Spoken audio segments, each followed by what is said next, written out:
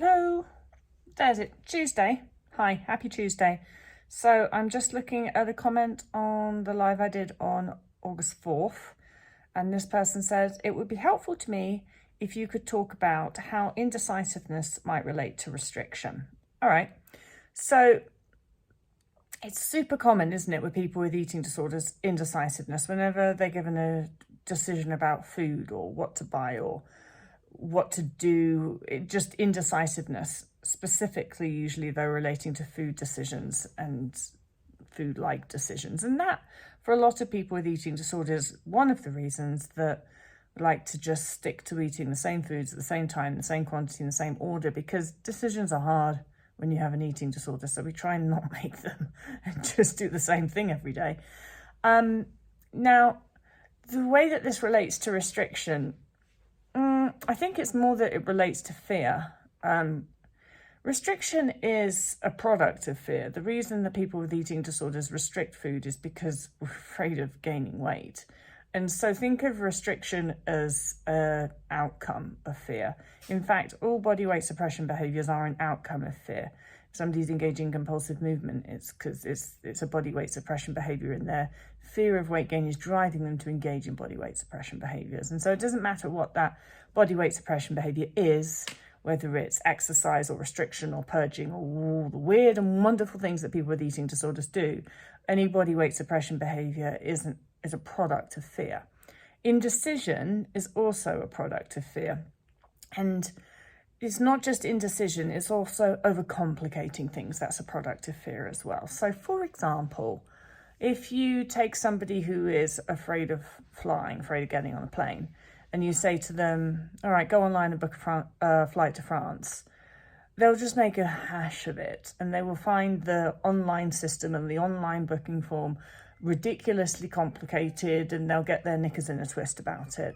It's not because the online booking system is ridiculously complicated, it's because they're afraid. So fear likes to complicate things, and think of it as a tactic that your brain has. So think about it from your brain's point of view. Your brain doesn't want you to do something. Your brain believes that something is a threat to you, and your brain's job is to keep you away from threat.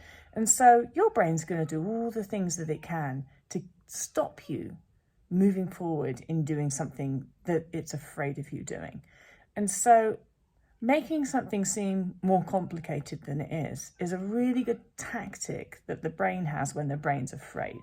And next time, like, look at sort of when you know somebody is afraid of doing something, just look at the process, watch them go through that process of trying to do that thing. They will make it more complicated than it needs to be. And people do this all the time. And it can be something that they're scared of big time, or it can be something that they're just a little bit scared of, like handing in that end of year project or whatever it is.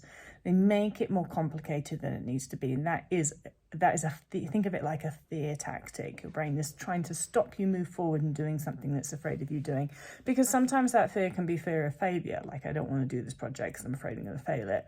And so I'm just going to kind of like, I can't do anything.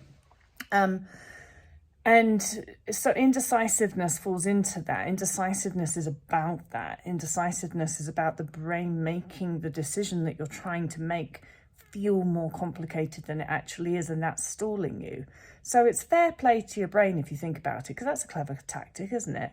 Or just throw a load of obstacles in front of her doing this thing or him doing this thing to make it stall them actually getting there. If I can make this online booking system seem absolutely unfathomable, then hopefully we'll never get the flight booked. A fear is a massively interesting thing. It's so fascinating how it plays out in our brain, and when our brain doesn't want us to do something, just all of the different ways that our brain will actually achieve not letting us do that thing. I think fear is just, it's sort of wonderful if you think about it.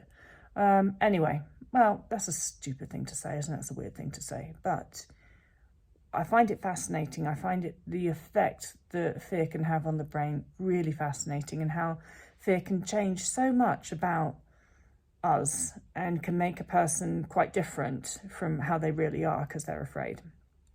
And fear is something that I think about a lot. It's something that, as an eating disorder coach, I'm basically working with fear all the time. Everything about an eating disorder is about fear. Fear, fear, fear, fear, fear.